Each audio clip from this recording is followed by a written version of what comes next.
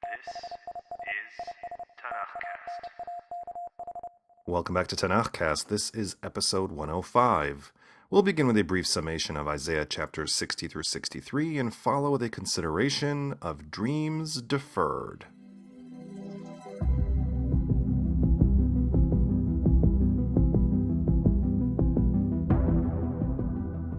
Though this book is ostensibly by and about Yeshayahu, as I discussed in earlier episodes, most scholars are fairly confident that there's more than one Yeshayahu. We've discussed Deutero-Yeshayahu, and in the previous episode we even went one further with Trito-Yeshayahu.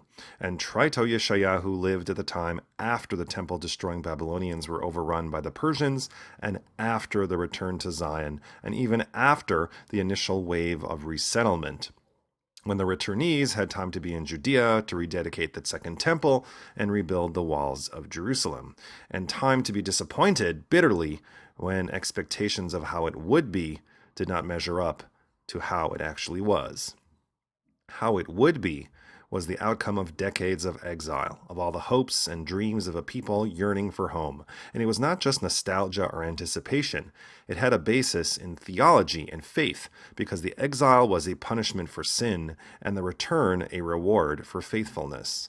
Yeshayahu ben Amoz called Jerusalem a city of righteousness that would be redeemed with fairness and justice, and the people would be ruled once again by a son from the house of David, who would be fair and just and protect the poor. And let's not even mention how the return would go over amongst the Gentiles. In short, everything was going to be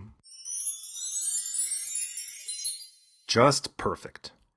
But chapter 60 presents a different take, an abject one. There is rampant poverty, and the sense of defeat and smallness, especially in regard to the Second Temple, which was markedly smaller and more humble than its predecessor, but especially when compared to the neighboring peoples. But don't give up. God will turn it around. All the people that mocked and derided will be brought low. All the poverty simply gone. Quote, "Instead of copper, I will bring gold. Instead of iron, I will bring silver. Instead of wood, copper. And instead stone, iron.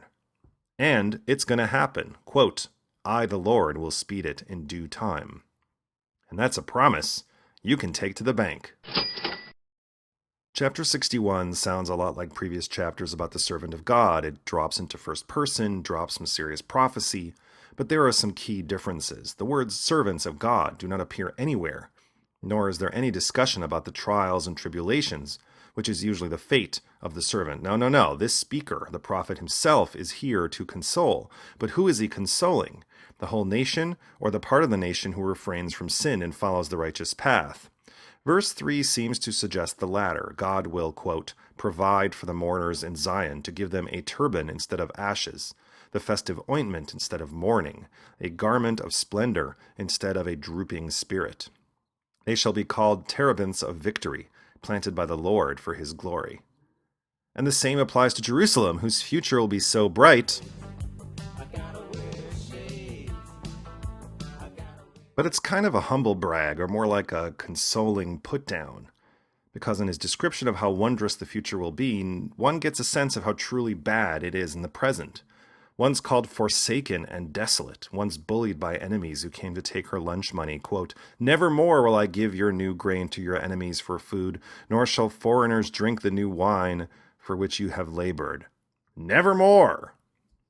Chapter 63 is a kind of call and response, or more like an ask and answer, with the anonymous asker, is it the prophet, asking and God answering. Quote, "Who is this coming from Edom in crimson garments from Botzra? Who is this, majestic in attire, pressing forward in his great might? It is I who contend victoriously, powerful to give triumph. Why is your clothing so red, your garments like his who treads grapes? I trod out a vintage alone. Of the peoples no man was with me. I trod them down in my anger, trampled them in my rage. Their lifeblood bespattered my garments, and all my clothing was stained." And though God was full of rage and covered with the blood of splattered nations, and he could have channeled some more of that rage against those who totally deserved to be splattered because of their sinfulness, God was reminded of the good old days of smiting Egypt, and how he brought his people out of bondage and parted the sea with Moses, and all those good times. The chapter concludes with a prayer of sorts, quote, Look down from heaven and see, from your holy and glorious height, where is your zeal, your power, your yearning, and your love are being withheld from us? In other words, couldn't you do it again, Father? Couldn't you save us? Thus endeth the summation, and beginneth the consideration.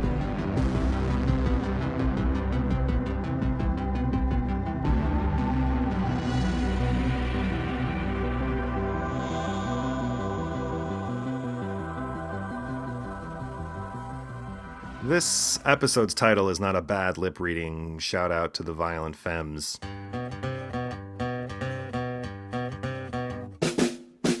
It's actually a more highbrow reference. Not even to the Lorraine Hansberry's 1959 play, but the poem that inspired it. A poem written in 1951 by Langston Hughes entitled Harlem. What happens to a dream deferred? Does it dry up like a raisin in the sun, or fester like a sore and then run? Does it stink like rotten meat, or crust and sugar over like a syrupy sweet? Maybe it just sags like a heavy load, or does it explode? Langston Hughes was one of the leading voices of the Harlem Renaissance in the 1920s. He wrote novels, poems, reported for newspapers. He even wrote children's books. DuBose Hayward wrote in the New York Herald Tribune in 1926, quote, Langston Hughes, although only 24 years old, is already conspicuous in the group of Negro intellectuals who are dignifying Harlem with a genuine art life. It is, however, as an individual poet, not as a member of a new and interesting literary group, or as a spokesman for a race, that Langston Hughes must stand or fall. Always intensely subjective, passionate, keenly sensitive to beauty, and possessed of an unfaltering musical sense, Langston Hughes has given us a first book that marks the opening of a career well worth watching. Hughes represented the black community in his writing as he saw it, which sometimes was less than golden-hued. This understandably roused the ire of black critics, who objected to his subject matter, use of dialect, and, quote, parading all of our racial defects before the public. For a man of 24, Hughes experienced a lot. He had lived in 6 different American cities. He had already been a truck driver, a cook, a waiter, a college graduate, sailor, and doorman at a nightclub in Paris. He had visited Mexico, West Africa, the Azores, the Canary Islands, Holland, France, and Italy. He was a communist activist in the 1930s and traveled to Spain to cover the Spanish Civil War. The poem Harlem is part of Hughes's montage of A Dream Deferred, a book-length poem comprised of 91 individually titled poems. It was intended to be read as a single long poem.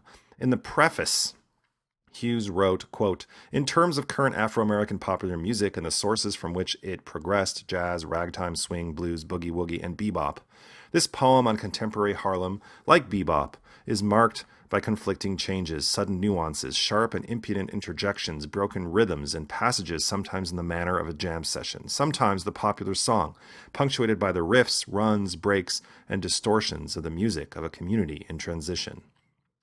Written 5 or so years after the end of World War II, Hughes recounts how black soldiers who returned from the war, where they fought and killed and bled for freedom, only to discover that their service and sacrifice didn't mean anything. The poem begins with the question, what happens to a dream deferred? And then begins to venture an answer, but each question intensifies the potential response.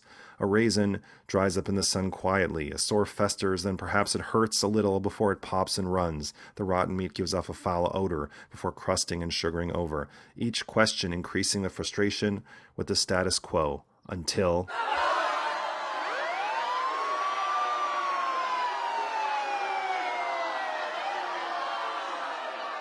Harlem exploded into violence in 1964, as did Philadelphia, Jersey City, Paterson, New Jersey, Elizabeth, and Chicago.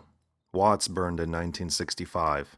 Newark burned in 1967, as did Detroit, and Harlem again.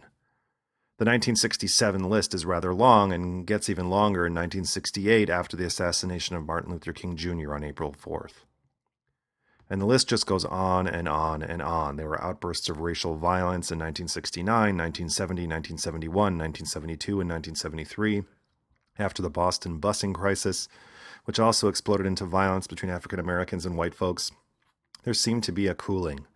Riots broke out in New York As a result of the 1977 blackout and out of the subsequent looting, hip-hop was born, so silver lining there, I guess. Violence erupted in Miami in 1980 after 4 Miami-Dade officers were acquitted of killing Arthur McDuffie. Fast forward to 1991, when in Crown Heights, a Hasidic motorist killed a black child in a car accident. Mass violence ensued, and Yankel Rosenbaum and another white man mistaken for a Hasid were murdered by an angry mob. Los Angeles exploded in 1992 after police officers were acquitted for beating Rodney King.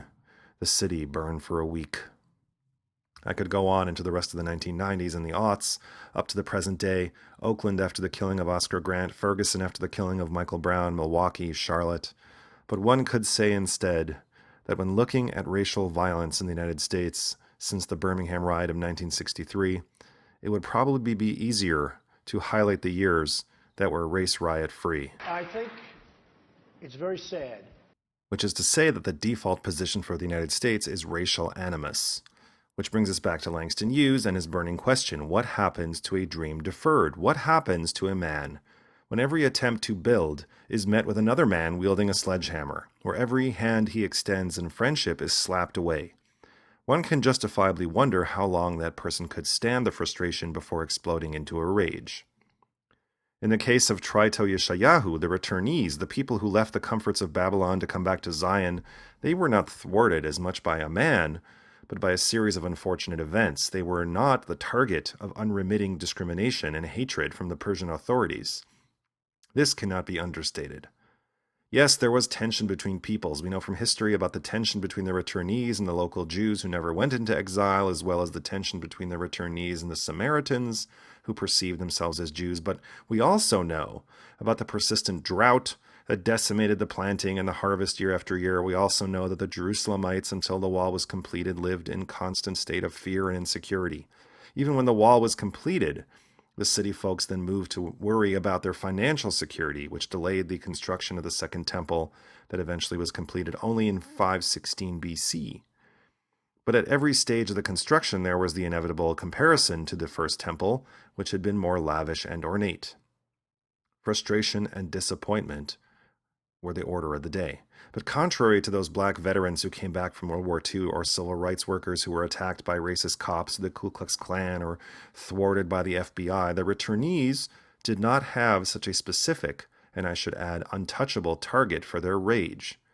Their dream, too, was very specific and long promised, and it, too, was deferred, but not as acutely and not as viscerally, and again, not by a specific, powerful group.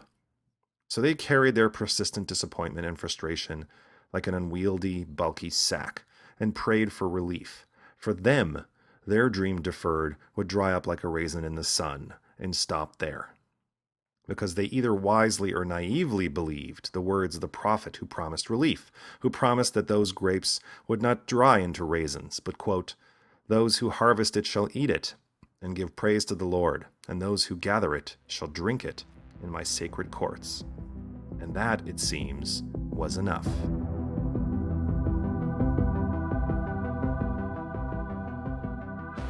If you like what you heard today, spread the word about TanakhCast. Send a friend an email to say, "Hey, you should check out TanakhCast," or like TanakhCast at the show pages on Facebook or Google+, or write a brief review at the iTunes Store, Google Play, Stitcher Smart Radio, or SoundCloud. It's a small thing, really, but it will help other people find TanakhCast. Or if you want to help in a bigger way, support us at Patreon. Just search for TanakhCast and pledge your shekels, either on a one-time or monthly basis, and receive special blessings from the Most High. I thank you in advance for that, and encourage you to join us again in 2 weeks for Episode 106, when we conclude the book of Isaiah with chapters 64 through 66.